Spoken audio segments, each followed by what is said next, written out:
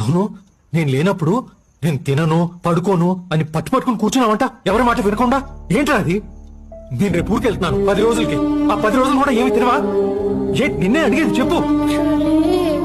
ఆ, యాక్చువల్లీ ఏమైందంటే యాక్చువల్లీ ఏంటి చెప్పు. ఫీవర్ వస్తుంది, తినకపోతాను. ఫీవర్ వస్తుందని తెలుసు కదా, తెలుసుకోవడం ఎందుకు తినలేదు? ఎందుకంటే బాగేమన్నా అనింది, ఫీవర్ వస్తే హాస్పిటల్లో అడ్మిట్ అవ్వాలని.